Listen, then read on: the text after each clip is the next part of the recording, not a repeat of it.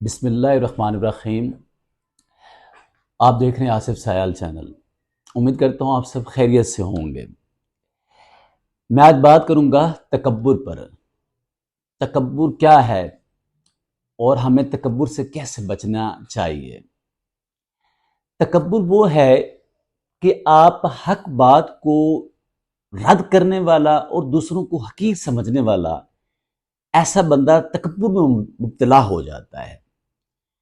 اور تکبر کی مختلف قسمیں ہماری لائف میں آتی ہیں، اور ہماری لائف کے مختلف سٹیجز پر تکبر بندہ میں آتا ہے، اور اسے کیسے ہم نے اطاعت اس سے کرنی ہے، کوشش یہی کرنی ہے۔ اور یہ تکبر وہ چیز ہے کہ ہمیں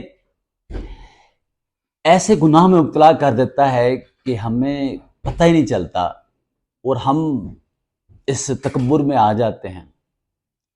اور اللہ تعالیٰ کو تکبر بالکل ناپسند ہے۔ تکبر صرف اللہ کی ذات کے لیے ہے، باقی کسی کے لیے تکبر نہیں ہے، کیونکہ لائق ہے وہ اس کے۔ اب دیکھیے کہ ہم تکبر میں علم حاصل جب کرتے ہیں، کوئی شخص ایک بہت زیادہ علم حاصل کر لیتا ہے، اور وہ دوسروں کو، کم علم والوں کو اپنے سے کم تر اور حقیر سمجھتا ہے۔ وہ یہ سمجھتا ہے کہ بس میرے پاس علم ہے اور اس کے پاس علم نہیں ہے، تو دوسروں کو وہ حقارت کی نظر سے دیکھتا ہے، تو اسے تکبر کہتے ہیں۔ آپ خود بتائیے کہ علم، ہم کون ہوتے ہیں علم اتنا زیادہ آ جانے کے باوجود اس پر فخر کرنے والے؟ اللہ تعالیٰ تو فرماتا ہے کہ اگر آپ کے پاس علم ہے تو اس کو پھیلاؤ، اور یہ آپ کے کام ذمہ لگایا گیا ہے۔ یہ نہ سمجھیں کہ آپ ایک بہت بڑے عالم دین ہو گئے ہیں یا علم والے بہت زیادہ ہو گئے ہیں، اور دوسرے لوگوں کو سمجھیں کہ کم علم والوں کو حقارت کی نظر سے دیکھیں۔ ایسا بالکل نہیں ہے۔ تو یہ آپ کو تکبر میں مبتلا کر دیتا ہے۔ اس کے بعد پھر عبادت گزار لوگ جو ہوتے ہیں، زیادہ عبادت گزار ہوتے ہیں، تہجد گزار ہوتے ہیں، تو وہ بھی تکبر میں مبتلا ہو جاتے ہیں۔ تو وہ ایسے کہ اس میں ایک چھوٹا سا آپ کو واقعہ سناتا ہوں کہ ایک قافلہ جا رہا تھا، تو سفر کرتے کرتے ان کو رات ہو گئی، تو بہت پرانی بات ہے، تو رات ہو گئی تو انہوں نے وہیں قیام کیا۔ تو ایک اس قافلے میں باپ اور بیٹا تھے، تو تہجد کا ٹائم ہوا رات کے وقت، تو وہ باپ اور بیٹا اٹھے، دونوں تہجد کے ٹائم پر اٹھے۔ تو جب اٹھے تو بیٹا باپ سے کہتا ہے کہ ابا جان جی، باقی لوگ کیوں نہیں اٹھے تہجد کے ٹائم پر؟ تو آپ یقین کیجئے اس کا جواب سنیے والد صاحب کا۔ انہوں نے کہا کہ آپ کون ہوتے ہیں پوچھنے والے کہ وہ اٹھے ہیں یا نہیں اٹھے؟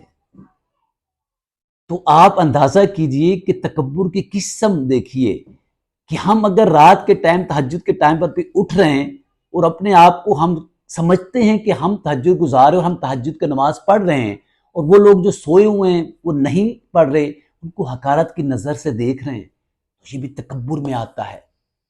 تو کوشش کیجئے کہ ہم اللہ کی عبادت کر رہے ہیں، تو اور اللہ تعالیٰ ہی اس کا صلہ دیتا ہے، جیسے بھی ہوتا ہے تکبر میں یہ چیزیں آتی ہیں، تو اس سے بھی بچنے کی ضرورت ہے۔ اس سے پھر آگے آتے ہیں دولت۔ جب انسان کے پاس دولت بہت زیادہ ہو جاتی ہے، اور وہ کم دولت والوں کو حقارت کی نظر سے سمجھتا ہے، ان کے ساتھ اٹھنا بیٹھنا، ایون یہاں تک کہ بات کرنا بھی گوارا نہیں کرتا، ایک غریب بندے کے ساتھ بات کرنا بھی گوارا نہیں کرتا۔ یہاں تک بھی میں نے دیکھا ہے، یقین کیجئے کہ سلام کا جواب تک بھی نہیں دیتے۔ ایسے لوگ بھی میں نے زندگی میں اپنے دیکھے ہیں، مطلب اپنے پیسے، اپنی دولت پر اتنا تکبر کرتے ہیں کہ وہ ایک غریب بندے کو اتنا تک سمجھتے ہیں کہ اس کے سلام کا جواب تک نہیں دیتے۔ اب اس چیز سے اندازہ کیجئے کہ ہلاک ہو گیا وہ شخص، وہ ہلاک وہ شخص ہو گیا ہے جس نے تکبر میں آ کے دولت کے نشے میں اس کا بند ہو گیا، سوچنے سمجھنے کی صلاحیت بند ہو گئی، وہ غریب بندے کو حقارت کی نظر سے دیکھتا ہے، ہلاک ہو گیا وہ شخص، یقین کیجیے ہلاک ہو گیا، اللہ کے ہاں وہ ہلاک ہے، قیامت کے دن اس کا بہت برا حال ہوگا۔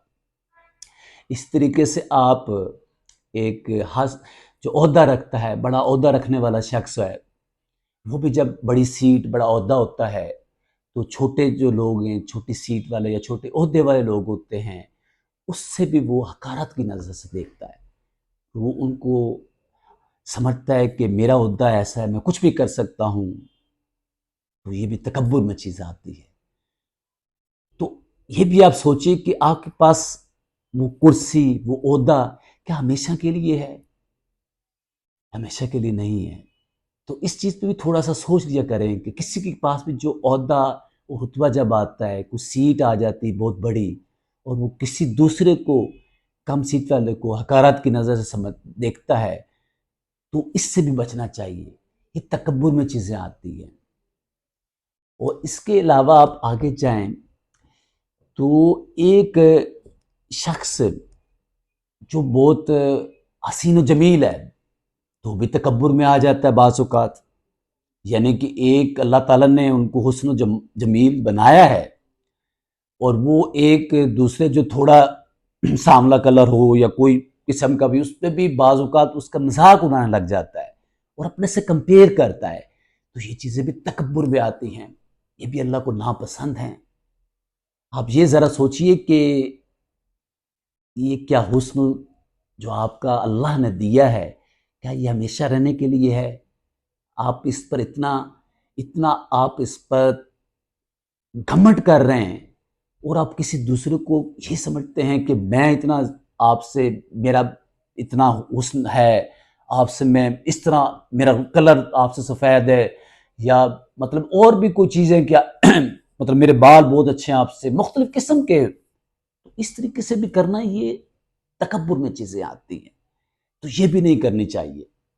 اسی طریقے سے حسب النسب، یعنی کہ ایک اچھی ذات والے، اونچی ذات والے لوگ جو کم ذات والے ہیں، کم برادری والے ذات ہیں، ان کو بھی وہ حقارت کی نظر سے دیکھتے ہیں، ان کو بھی مطلب اس طریقے سے سمجھتے ہیں کہ ہمارا جو خاندان ہے بہت اعلیٰ ہے، تو ہم ان سے کیا لین دین کریں، تو مطلب ان کو حقارت سمجھتے بھی ہیں کہ ان سے کوئی مشورہ بھی نہیں لینا چاہیے، تو اس طریقے سے بھی یہ بھی تکبر میں چیزیں آتی ہیں۔ آپ کو پتہ ہے کہ تکبر ایسی چیز نہیں ہے، تکبر یہ نہیں سکھاتا، تکبر میں چیزیں پتہ بھی نہیں چلتا، آپ تکبر میں مبتلا ہوتے ہیں، اور آپ کو پتہ ہے کہ تکبر کرنے والے کا انجام بہت برا ہے، اس دنیا میں بھی، آخرت میں بھی تو ہے ہی صحیح، اللہ تعالیٰ دنیا میں بھی دکھاتا ہے اس کا انجام۔ حجۃ الوداع کے موقع پر ہمارے نبی پاک صلی اللہ علیہ وسلم نے کہا تھا کہ آج سے کسی عربی کو کسی اجمی پر کوئی فوقیت نہیں ہے، وہ سب فرق مٹا دیے تھے۔